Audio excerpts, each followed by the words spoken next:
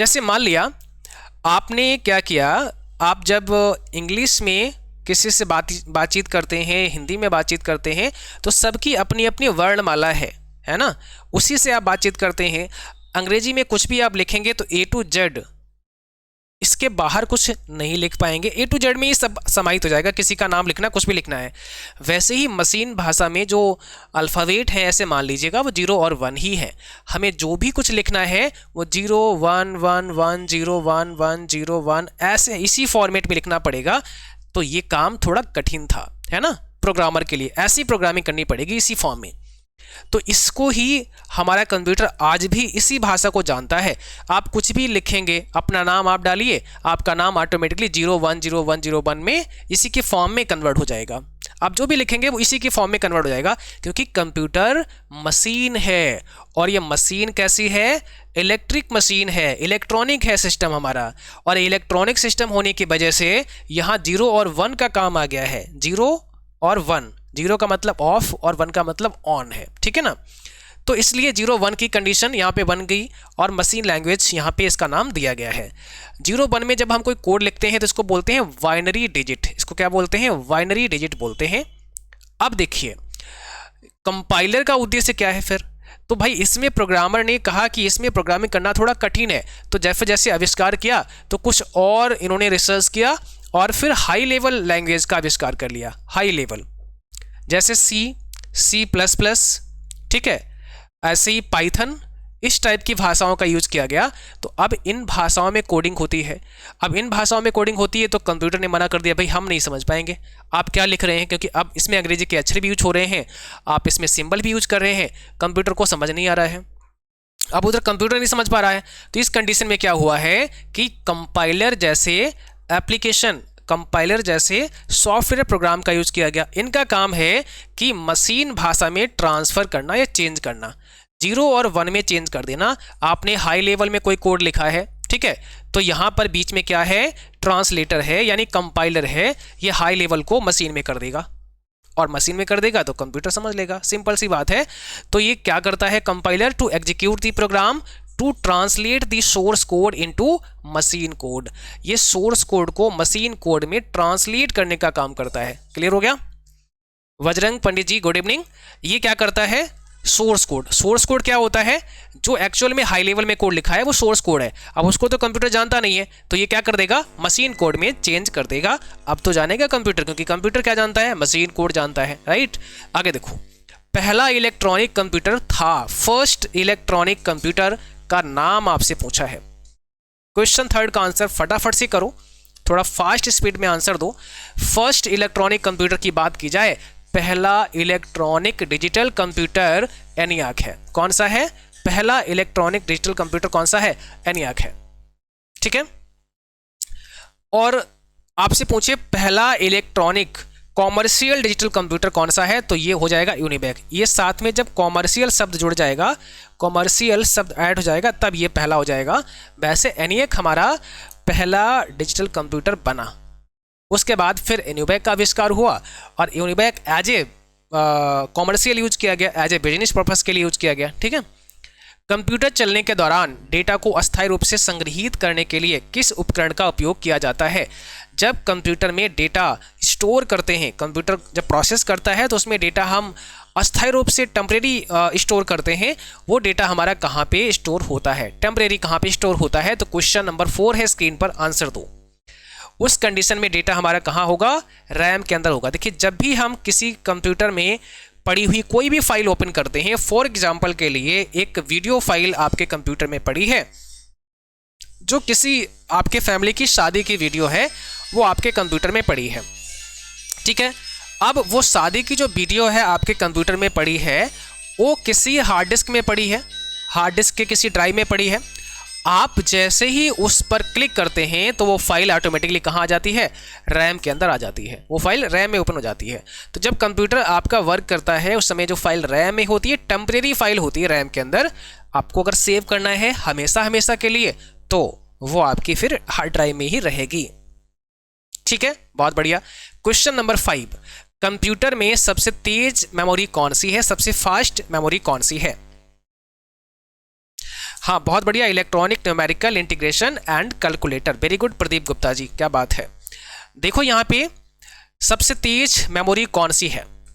आपने देखो, मैं एक बात समझाना चाहता हूँ आपको, अगर आपने जो हम आपको थ्योरी के क्लास करा रहे हैं प्रॉपर अगर आपने अच्छे से समझ के कर लिए, कोई जल्दबाजी वहाँ नहीं दिखाई, आराम से सारे तसल्ली से पढ़ लिए, तो बहुत कुछ वहाँ से सीख जाओगे, क्योंकि बहुत ही स्पेशल क्लास आपके थ्योरी के हैं, ठीक है।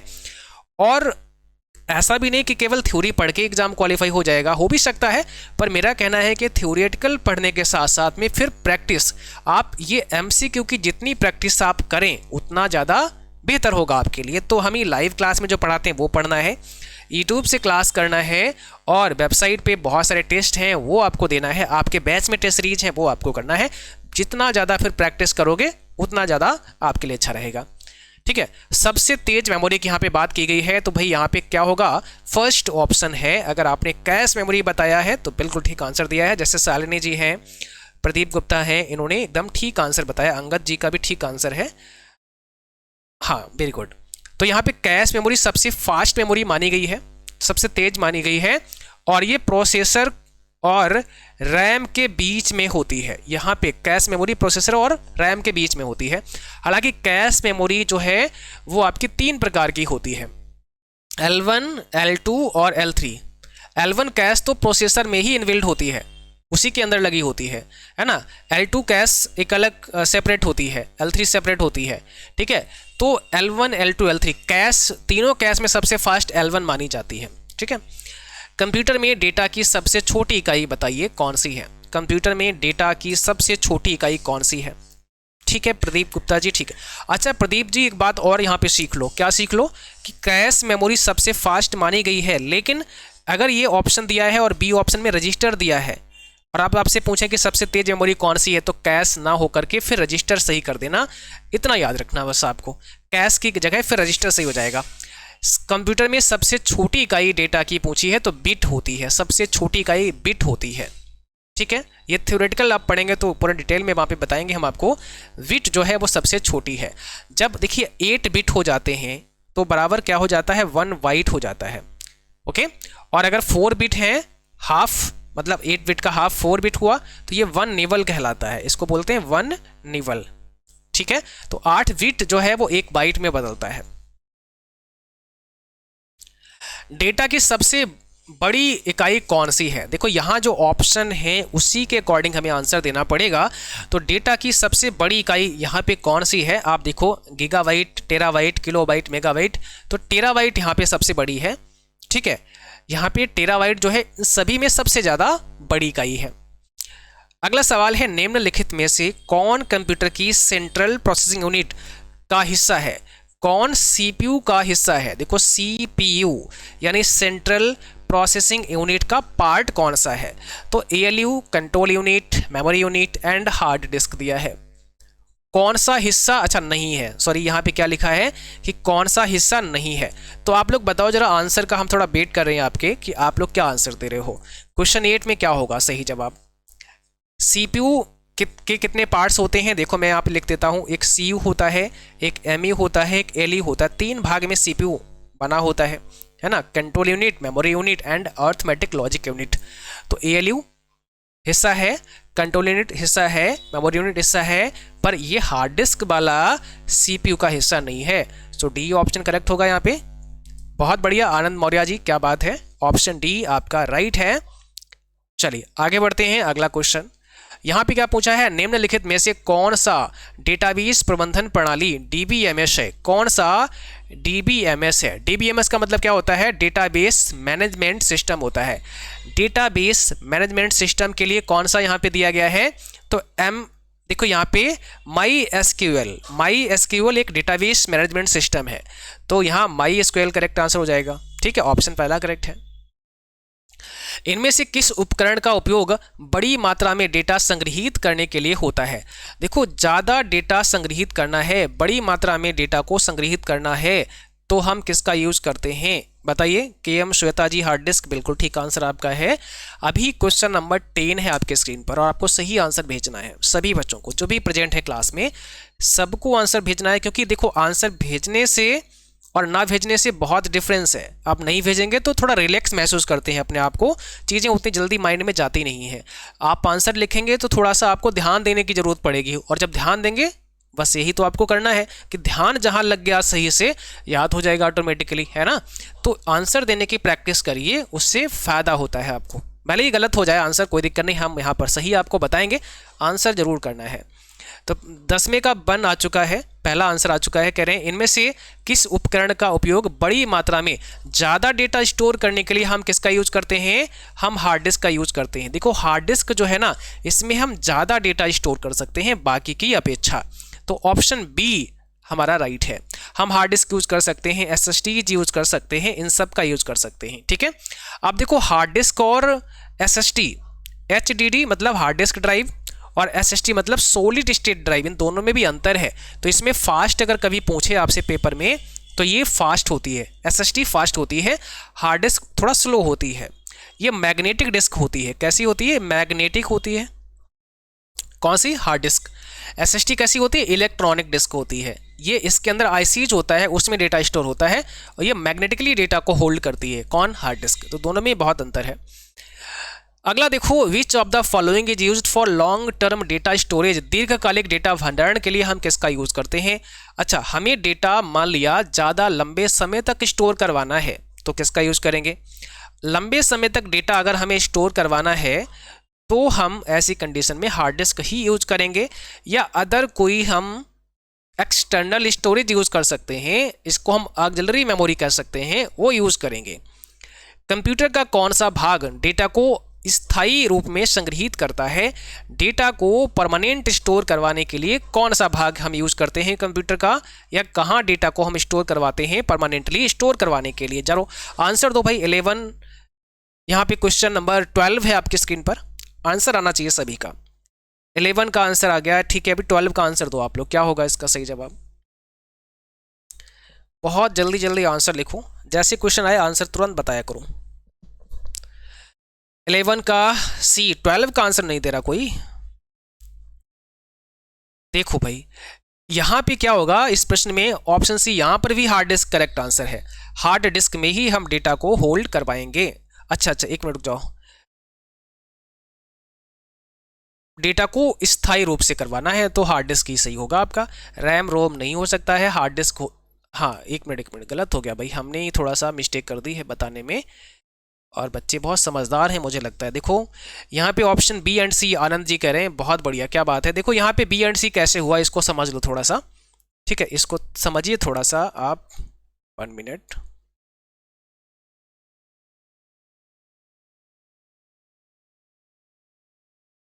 देखो डेटा को स्थायी रूप से स्टोर करवाना है तो डेटा को स्थायी रूप से हम रोम में भी कर सकते हैं और हार्ड डिस्क में भी कर सकते हैं, तो यहाँ डी है। बट नॉर्मली हम जनरली जो डेटा हमारा होता है, जैसे कोई पिक्चर, कोई मूवी या कुछ भी, वो हम हार्ड डिस्क में ही यूज करते हैं, रोम में नहीं करते हैं। तो रोम में, लेकिन रोम है कैसा? परमानेंट, इसलिए आपको बी एंड सी का ऑप्शन यहाँ मिला है और आपका यही ठीक आंसर है। रोम है तो परमानेंट, बट हम जनरली यहाँ पे कोई फोटोज वगैरह ऐसे यूज नहीं करते हैं, यहाँ पे नहीं रखते हैं। तो इसके अंदर क्या रहता है, हमने आपको पहले भी बताया, बायोस रहता है, BIOS, एक प्रोग्राम है जो हमारे कंप्यूटर को रन करता है, कंप्यूटर को हमारा ओपन करने का काम करता है। फर्स्ट टाइम जब कंप्यूटर को बूट करते हैं तो ये बूट करने के काम में आता है, ठीक है। तो ये परमानेंट एक हमारा सॉफ्टवेयर है जो इसी के अंदर रहता है, इनबिल्ड होता है इसके अंदर, इसको फर्मवेयर भी कहते हैं। तो रोम भी परमानेंट हो गया एंड हार्ड डिस्क भी हो गया, इसलिए बी एंड सी आपका राइट होगा, तो डी ऑप्शन करेक्ट है, ठीक।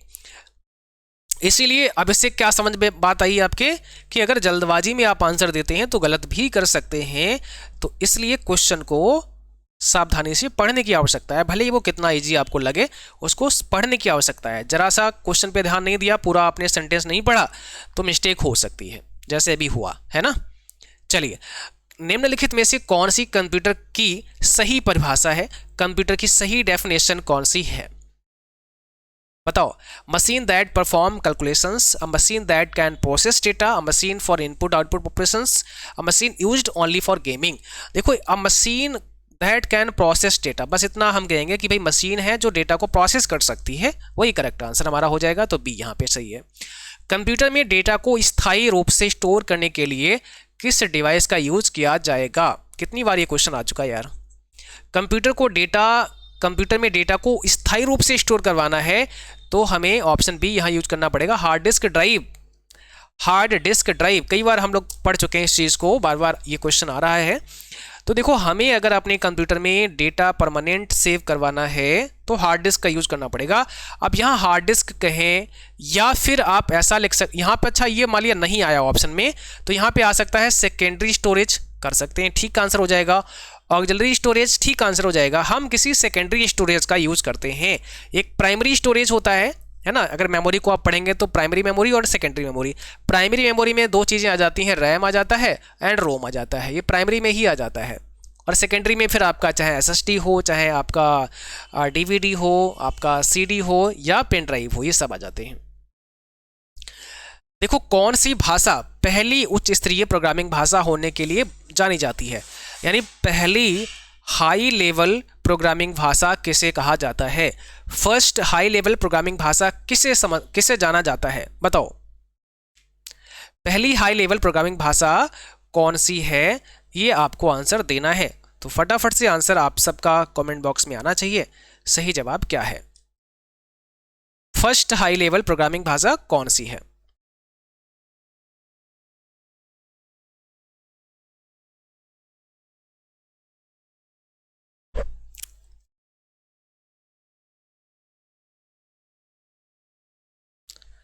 तो सही जवाब यहां पे क्या हो जाएगा?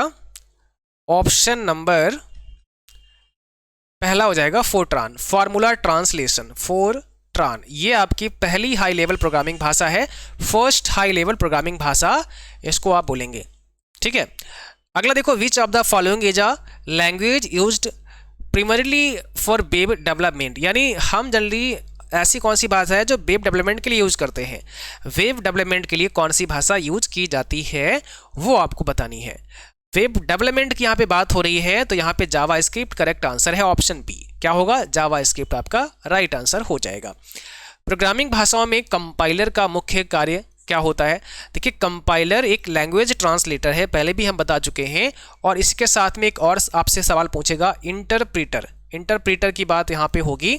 तो कंपाइलर और इंटरप्रीटर दोनों ही क्या करते हैं? ट्रांसलेट करते हैं हाई लेवल को मशीन कोड में। हाई लेवल को मशीन कोड में ट्रांसलेट करने का काम इंटरप्रेटर और कंपाइलर का होता है। अब आपके पेपर में इन दोनों में अंतर भी पूछा जा सकता है। तो इंटरप्रेटर और कंपाइलर दोनों में अंतर क्या है? जो कंपाइलर होता है तो जितना भी कोड हाई लेवल में लिखा गया है, ठीक है, एक साथ पूरे को क्या कर देता है? मशीन कोड में चेंज कर देता है। सिंपल। कौन करता है? कंपाइलर। कंपाइलर जो है वो एक साथ कोड को ट्रांसलेट कर देगा एक ही साथ। बट हाई लेवल में कोई कोड लिखा गया है और इसको इंटरप्रेटर क्या करेगा? एक साथ नहीं करेगा, एक लाइन जैसे यहाँ लिखा गया, इसकी एक लाइन को पढ़ के रीड करेगा, फिर एक लाइन को पढ़ के चेंज करेगा। यानी एक एक स्टेटमेंट को पढ़ता है और वो एग्जीक्यूट करता है। इंटरप्रेटर एक लाइन को पढ़ेगा, मशीन में चेंज करेगा, हाई लेवल को पढ़ेगा, मशीन में चेंज कर, ऐसे करता है। जबकि कंपाइलर एक साथ ही पढ़ लेगा और चेंज कर देगा। ये दोनों में अंतर है, लेकिन काम दोनों का सेम है, हाई लेवल से लो लेवल में कन्वर्ट करना। ठीक है। जावा सोर्स कोड फाइल का एक्सटेंशन क्या होता है? जावा सोर्स कोड का एक्सटेंशन यानी जावा फाइल का एक्सटेंशन आपसे पूछा गया है। ठीक है, बताइए इसका सही जवाब क्या होगा? कौन सा करेक्ट आंसर हो जाएगा? तो यहां पे पहला ही हो जाएगा डॉट जावा। डॉट जावा क्या है? एक्सटेंशन है जावा फाइल की। ठीक है, आगे बढ़ो, अगला क्वेश्चन देखो। इनमें से किस भाषा को निम्न स्तरीय प्रोग्रामिंग भाषा माना जाता है? किस भाषा को निम्न स्तरीय प्रोग्रामिंग भाषा माना जाता है? यानी निम्न स्तरीय प्रोग्रामिंग भाषा कौन सी है? लो लेवल की बात की गई है। देखिए, लैंग्वेज आपके दो प्रकार की है, एक आपकी हाई लेवल है, एक आपकी लो लेवल है। तो लो लेवल यहाँ पे कौन सी है? सी, जावा, असेंबली, पाइथन। जो असेंबली भाषा है आपकी, ये लो लेवल में आती है। असेंबली भाषा लो लेवल में आती है। ठीक है, अगर हम लो लेवल को देखें तो लो लेवल में एक असेंबली आ गई और दूसरी कौन सी आती है? दूसरी आपकी मशीन आती है। देखो, मशीन लैंग्वेज और असेंबली लैंग्वेज दोनों ही लो लेवल में भाषा है। ठीक है, दोनों को लो लेवल में कंसिडर किया जाता है। हालांकि असेंबली भाषा को भी कंप्यूटर समझ नहीं पाता है, तो इसको समझने के लिए असेंबलर, एक ट्रांसलेटर है जिसका नाम है असेंबलर, असेंबलर का यूज होता है। ये क्या है? भाषा अनुवादक। भाषा अनुवादक मैं यहाँ लिख देता हूँ असेंबलर हो गया, एक कंपाइलर आपका हो गया, कंपाइलर हो गया, और एक कौन सा है? इंटरप्रेटर हो गया। ये तीन याद रखना है, इंटरप्रीटर हो गया। इन तीनों का काम क्या है? ये सभी भाषा अनुवादक हैं, भाषा का अनुवाद कर देते हैं। ये हाई लेवल से लो लेवल में कन्वर्ट करते हैं दो, कौन से? एक आपका इंटरप्रेटर, एक आपका कंपाइलर। और असेंबलर क्या करेगा? ये असेंबली भाषा में लिखा गया कोड मशीन भाषा में चेंज कर देगा। ठीक है, अगला देखो, निम्न में से कौन सा प्रक्रियात्मक प्रोग्रामिंग भाषा का उदाहरण नहीं है? कौन सी प्रोसीजरल प्रोग्रामिंग लैंग्वेज नहीं है? बताओ। 20 का आंसर आपको देना है, तो 20 में कौन सा सही जवाब हो जाएगा? कौन सा सही जवाब हो जाएगा? यहां पर सही जवाब है आपका जावा, ऑप्शन नंबर सी। ठीक है, अगला सवाल है, इंडिया का पहला सुपर कंप्यूटर का नाम क्या है? अब फर्स्ट कंप्यूटर आपसे पूछा है, फर्स्ट सुपर कंप्यूटर आपसे पूछा है, भारत का पहला सुपर कंप्यूटर का नाम बताइए। आंसर सबके आने चाहिए भाई, जितने भी बच्चे क्लास में हैं प्रेजेंट, आप सबके आंसर आना चाहिए। तो जल्दी से बताओ इसमें कि भारत का सुपर कंप्यूटर, पहला सुपर कंप्यूटर कौन सा है? परम 8000, परम 8000 है। ठीक है, अब देखो यहाँ पे आप इसको परम 8000 भी कह सकते हैं, है ना, ऐसे भी इसको बोल सकते हैं, या 8000 बोल सकते हैं। अब यहाँ पे जो परम है, ये एक पूरी सीरीज है, इसको समझना है थोड़ा सा। हमने एक लिस्ट आपके लिए लंबी रखी है। परम सुपर कंप्यूटर जो है, ये परम एक सीरीज है सुपर कंप्यूटर की, और इसको डिजाइन कौन करता है, असेंबल कौन करता है? Centre for development of advance computing, CDAC बनाता है। तो अब ये आपने ये सीखा कि परम सुपर कंप्यूटर को सीडैक बनाता है। ये सीडैक कहाँ है? पुणे में है, इंडिया, पुणे महाराष्ट्र में स्थापित है। परम 8000 रिलीज हुआ था 1991 में। 1991 में सबसे पहला सुपर कंप्यूटर परम का निर्माण हुआ। सीडैक का फुल फॉर्म कभी पूछे तो centre for development of advance computing याद रखना है।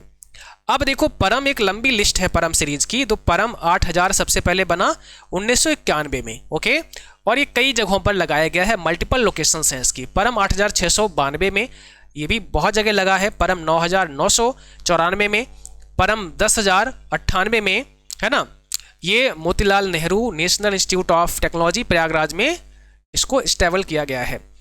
परम पद्मा 2002 और सीडैक बेंगलुरु में लगा हुआ है। परम युवा 2008 में बना, युवा सेकेंड 13 में बना, है ना, सीडैक पुणे में स्थापित है। परम कंचनजंगा 2016 में बना, national institute of technology Sikkim में स्थापित है। परम ईशान 2016 में बना, IIT गुवाहाटी में लगा हुआ है। तो देखो कितने सारे परम सीरीज के कंप्यूटर आपको देखने को मिल रहे हैं। परम वायो एम्ब्रायो, ठीक है, परम इन्फेर्नो, परम श्रेष्ठ, परम नील, परम सिबाए, ओके, IIT ये आपका भुवनेश्वर में लगा, BHU बनारस में लगा है। एंड परम ब्रह्मा 2019 में बना। परम सिद्ध AI काफ़ी पॉपुलर रहा है, ये पुणे में स्थापित है, सीडैक में। परम संगणक 2020 में ये बना, IIT कानपुर में है। तो ऐसे एक लंबी लिस्ट है। परम उत्कर्ष है, 21 में आया, स्मृति आया, सेवा 21 में आया, स्फूर्ति आया, प्रवेजा भी 22 में आ गया, और परम शक्ति 22 में, परम अनंता 22 में, परम हिमालय 22 में, परम कमरूपा 22 में, परम पारुल 22 में, है ना, और परम रुद्र 2021 में यहाँ पे दिया हुआ है। तो एक लंबी लिस्ट है परम सीरीज की, और इसको थोड़ा सा अब एक बार रिवाइज कर लेना, पढ़ लेना, आपके लिए हेल्पफुल हो सकता है। अगला सवाल देखो 22, इसका आंसर तो कहने का मतलब है परम सुपर कंप्यूटर जो भारत का है, भारत ने इसका निर्माण किया, सीडैक कंपनी ने सबसे पहले इसको बनाया। ये भारत का सबसे पहला सुपर कंप्यूटर है, इससे पहले कोई सुपर कंप्यूटर था ही नहीं भारत में, तो सबसे पहला परम सुपर कंप्यूटर ही बना। परम 8000 आप इसको बोल सकते हैं, ठीक है, ओके। अब देखो रेलवे आरक्षण केंद्र में किस कंप्यूटर का इस्तेमाल होता है? तो देखो रेलवे आरक्षण में जो कंप्यूटर इस्तेमाल होता है वो आपका मेन फ्रेम है। मेन फ्रेम कंप्यूटर क्या होते हैं? तो अगर आप डिजिटल कंप्यूटर को पढ़ेंगे तो उसमें आपको क्या मिलेगा? माइक्रो कंप्यूटर देखने को मिलेगा। माइक्रो कंप्यूटर हो गया पहला, दूसरा आपका क्या हो जाएगा? मेन फ्रेम हो जाएगा। माइक्रो कंप्यूटर हो गया, नहीं यार मिनी हो जाएगा, सॉरी, यहाँ पे मैं दोबारा से लिखता हूँ, 1 मिनट। देखो पहला आपका क्या हो जाएगा? माइक्रो कंप्यूटर हो जाएगा। तो फर्स्ट आपका हो गया माइक्रो कंप्यूटर, फिर आपका हो जाएगा मिनी कंप्यूटर, फिर आपका हो जाएगा main frame computer, main frame हो गया, एंड फिर आपका हो जाएगा सुपर कंप्यूटर। तो ये 4 प्रकार के कंप्यूटर होते हैं, 1, 2, 3 एंड 4।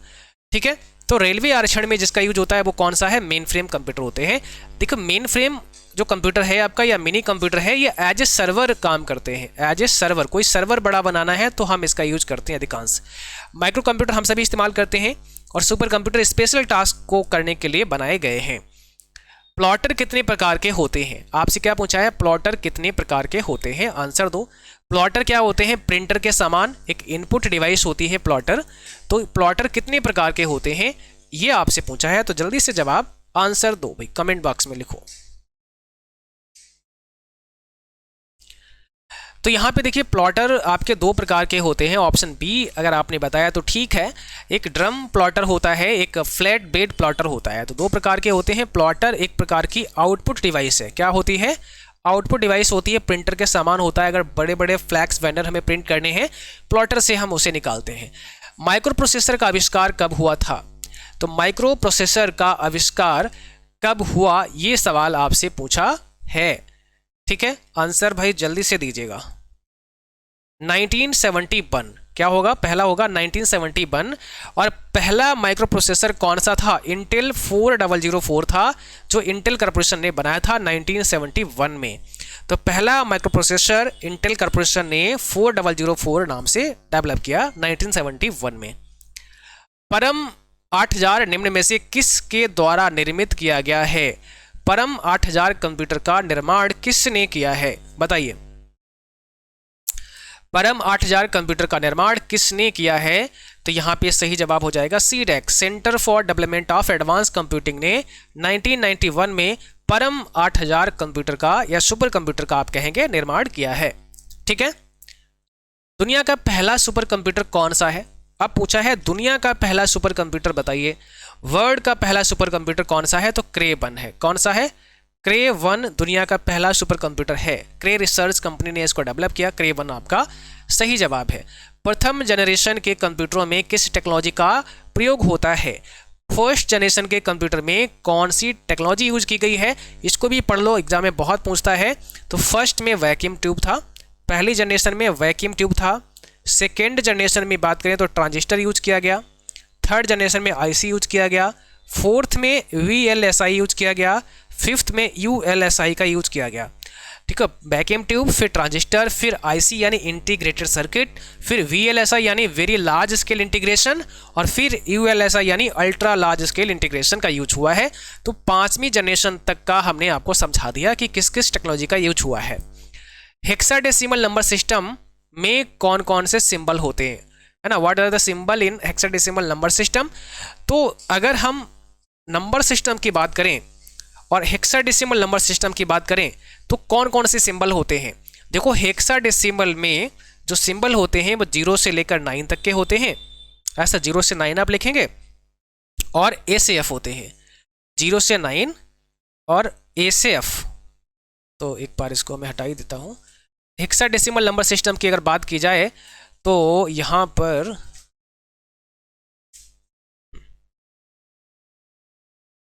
देखो, यहाँ पे क्या होगा, 0 से लेकर 9 और A से लेकर F तक ये होते हैं।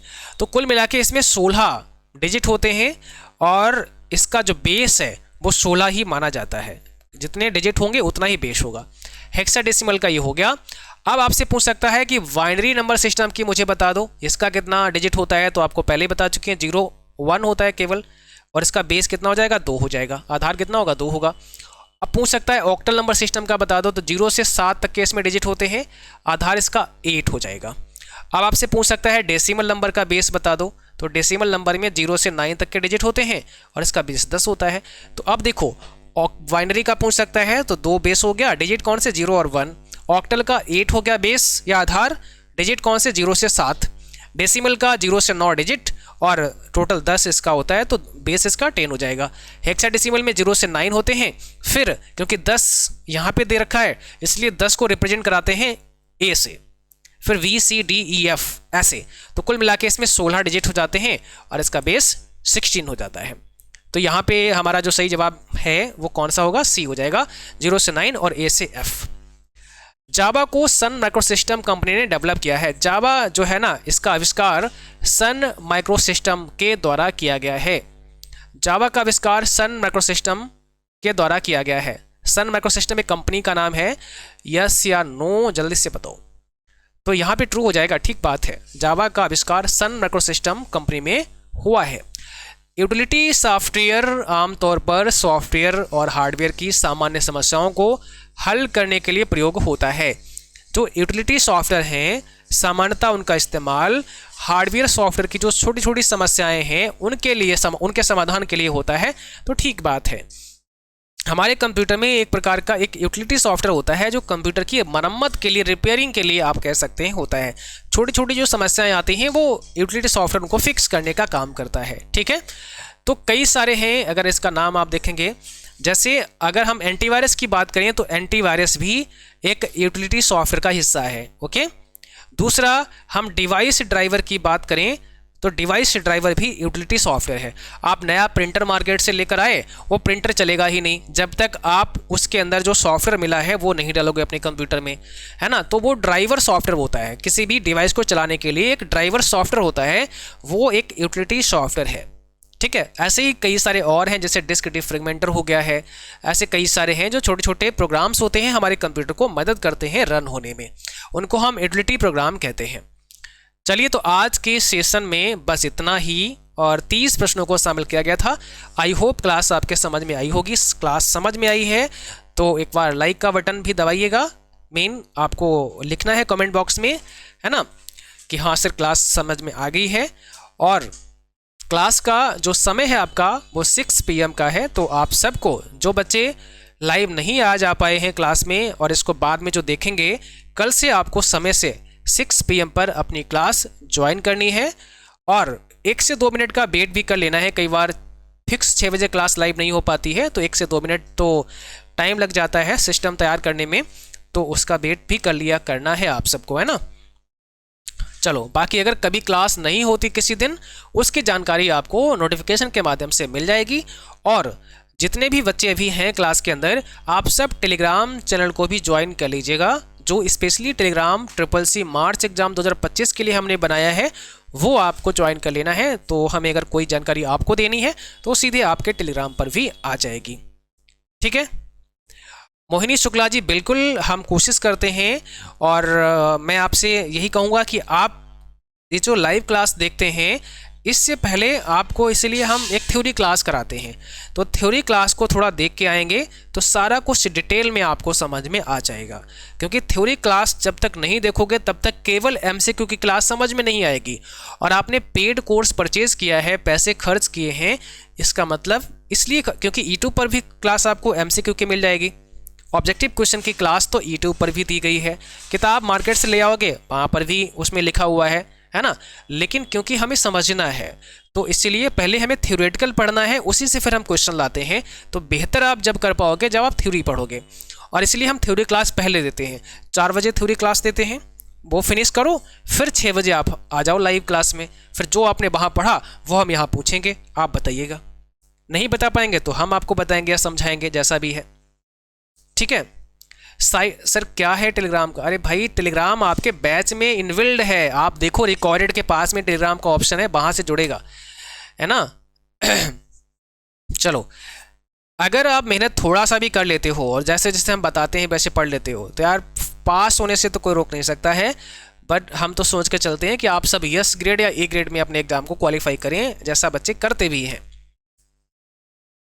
सर जी, नहीं देखा है थ्योरी क्लास। लो, अब इसमें इतने ऐसे बच्चे हैं जिनको अभी पता नहीं है कि मुझे पढ़ना कैसे। मुझे लगता है हमको सबको कॉल करना पड़ेगा, सबसे पहले समझाना पड़ेगा बेटा ऐसे ऐसे पढ़ना है तुमको। जबकि हम आपको एक जो क्लास हमने दी थी, कौन सी क्लास थी, इंट्रोडक्शन क्लास, उसमें सब बताया था कैसे पढ़ना है। विदाउट थ्योरेटिकल पढ़े MCQ आपके समझ में नहीं आएंगे। भले ही आप इनको रट लो, वो अलग बात है, रट लो वो अलग बात है, पर समझ में नहीं आएगा। मतलब खड़े होकर किसी को पढ़ाना है तो नहीं पढ़ा पाओगे। और पढ़ना ऐसे है कि आप पढ़कर किसी को पढ़ा लो, और किसी को पढ़ाने का मतलब आपके अच्छे से समझ में आ गया तभी आप समझा सकते हो, अदरवाइज किसी को समझा नहीं सकते हो। समझ रहे हो? तो हमको ऐसे पढ़ना है कि हम किसी को पढ़ा लें, और इतना हमने कर लिया, हमारा काम हो गया बस। फिर हम अपने एग्जाम को बहुत अच्छे से क्वालिफाई कर सकते हैं। बिल्कुल श्योर लेके आएंगे, है ना। अगर आप मेहनत करेंगे, पढ़ेंगे, तो ग्रेड छोटी चीज़ है, आप अच्छा कर सकते हैं, बहुत अच्छा कर सकते हैं।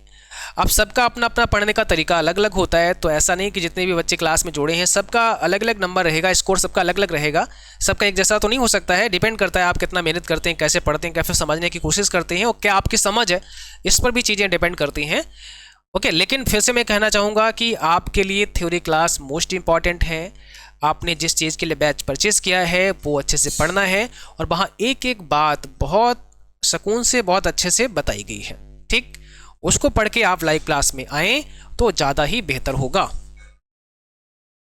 सर सभी क्लास अवेलेबल हैं ऐप में?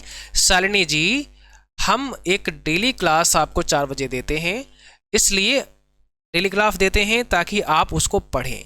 हम चाहें तो एक साथ ही सभी क्लास डाल सकते हैं, एक बोझ आपके ऊपर आ जाएगा। मुझे पता है आप नहीं पढ़ोगे, क्योंकि हम ही नहीं पढ़ते हैं, है ना। तो आप क्या पढ़ोगे, कोई भी नहीं पढ़ सकता है। तो एक साथ सारी क्लास दे देंगे, आप उनको या तो बहुत स्पीड में देखोगे, आप सोचोगे आज 10 ख़त्म कर देते हैं, या आप उनको देख नहीं पाओगे। तो आप दिमाग से निकाल दो कि मुझे बहुत कुछ पढ़ना है। आप अपने माइंड में ये रखो कि मुझे केवल एक क्लास पढ़नी है जो 4 बजे आती है, दूसरा लाइव क्लास पढ़नी है। बस दिन का टेंशन 2 क्लास का है आपका, आगे का टेंशन भूल जाओ, तो ही अच्छे से पढ़ सकते हो, ठीक। बाकी हमें कोई दिक्कत नहीं, हमें तो आसान है, डेली डेली अपलोड कराना पड़ता है, एक साथ ही सब डाल दें, हमारा टेंशन खत्म, आराम से लाइव करें फिर बैठ के, तो मेरा काम हल्का हो गया ना। पर हम ये नहीं चाहते, हम चाहते हैं कि आपके दिमाग में सिर्फ 4 बजे की एक क्लास रहे और उसको अच्छे से फिनिश करो। जब लाइन लगा देंगे क्लास की तो दिक्कत हो जाएगी आपको, समझ रहे हो। तो मेरा सिस्टम ही पढ़ाने का कुछ अलग है, और वो सारा सिस्टम हम आपको बताने से बेहतर है कि हम बस पढ़ाते रहें, आप भरोसा करके पढ़ते रहिए क्लास में, है ना। पढ़ते रहेंगे तो बहुत कुछ आप हासिल कर लेंगे, रिजल्ट आपके सामने खुद ही आ जाएगा जब हम आपका टेस्ट लेंगे या जब आगे के जो भी कराएंगे, है ना। जल्द ही टेस्ट आपका बनेगा और टेस्ट भी होगा। तो क्लास यहीं पर फिनिश करते हैं, टाइम भी हो गया है आज बहुत ज़्यादा। वैसे आपकी क्लास का जो समय है वो 30 से 40 मिनट का हम रखते हैं, 30 मिनट या 35-40 तक मैक्सिमम बस। पर आज ज़्यादा बातचीत आपसे कर ली है, लेकिन करना भी ज़रूरी था, नहीं तो आप समझ नहीं पाते, है ना, कि कहानी क्या है और हमें कैसे पढ़ना है। और कभी कोई डाउट लगता है तो आप हमें व्हाट्सएप कर सकते हैं, वहाँ पर पूछ सकते हैं, ठीक है।